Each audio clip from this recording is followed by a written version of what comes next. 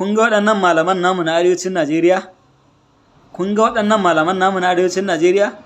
Na musulmai da na Kirista? Billahi allazi la ilaha illa huwa, idan ba ku shiga taitayinku ba, ranar lahira jahili wanda bai taɓa kallon gabas ko ya je coci ba, billahi allazi sai ya fi ku samun rangwame a wajen Allah.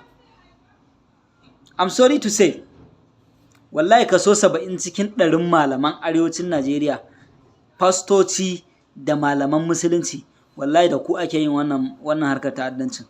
Wallahi sai na faɗa.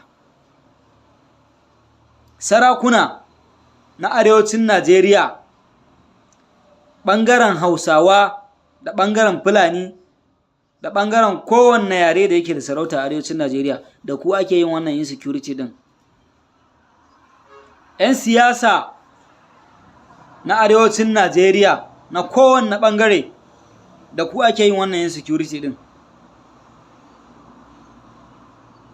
Da ku ake yi. Jami'an tsaron Najeriya, daga retired zuwa waɗanda suke active, kaso 70 cikin 100 da ku ake yin wannan insecurity din. Kuna da naku benefit din a cikin wannan insecurity din. Amma babu wawa kaman kai talaka. Babu wawa kaman ka. Duk wanda ba zai kare min rayuwata ba, to ni zan tashi in kare rayuwata. Me yasa mala'ikan mutuwa baya zuwa maka physically? Saboda akan rayuwarka zaka iya yin komai. Akan rayuwarka zaka iya yin komai. To me yasa kake tunanin wanda zai iya daukar rayuwata yana da rai daya, kuma a ce ni ba zan iya daukar tasa rayuwar ba? Ƙarya ne. Amma kun san me yake faruwa? Waɗannan malaman da waɗannan jagororin da na lissafa su ne suka haifar da wannan tsoron a cikin zukatan talakawan Najeriya. An zo an kashe over 200 people a cikin watan azumin Ramadana, amma malamai suna nan kan mumbarin ƙarya, mumbarin yaudara, suna gaya wa mutane ku kwantar da hankalinku a zauna lafiya. Tafsir, abinda annabi bai ba, tabi'ai ba su ba, wannan bid'ar kuce da kuka ɗabbaka.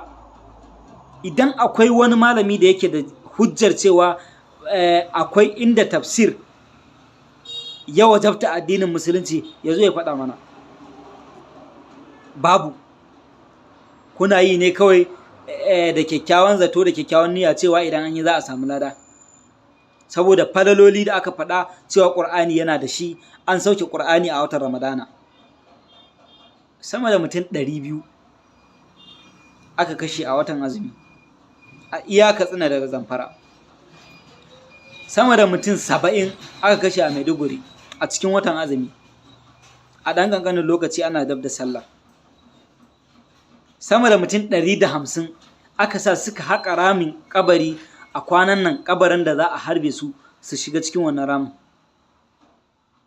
Iya wannan bai isa a kulle kowanne masallaci da kowanne coci ba a fuskanci matsalan tsaro?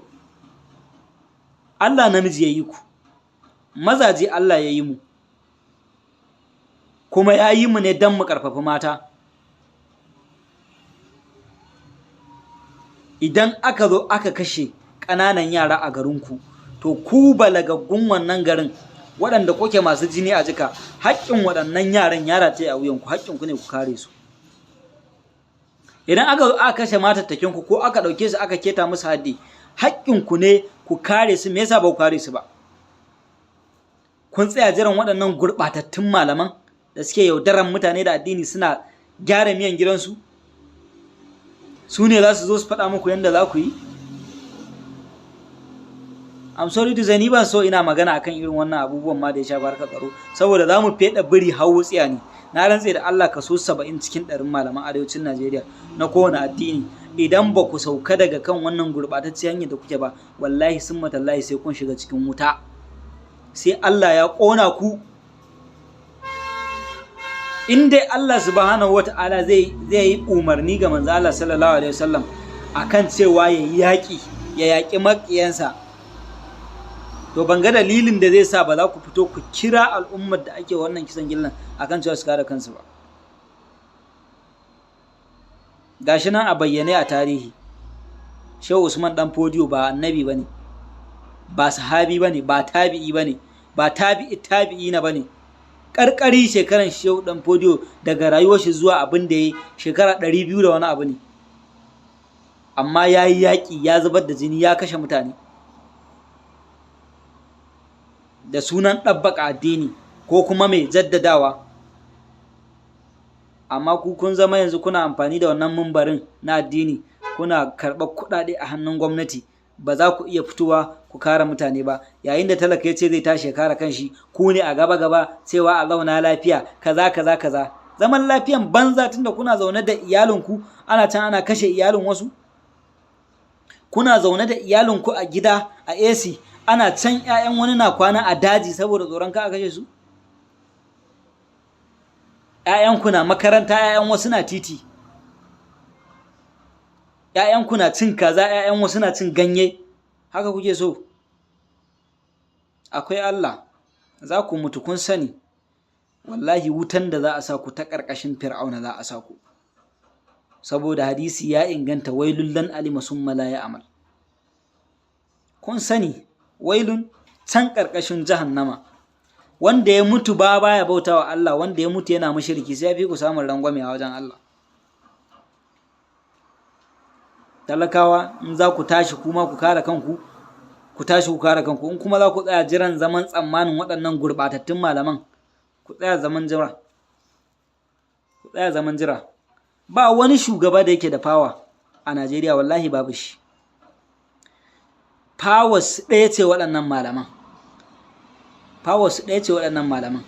Idan kun taso za su danne ku, amma su ma sun san ba su da makaman da za su tare al'ummar Najeriya a yayin da suka yi bore.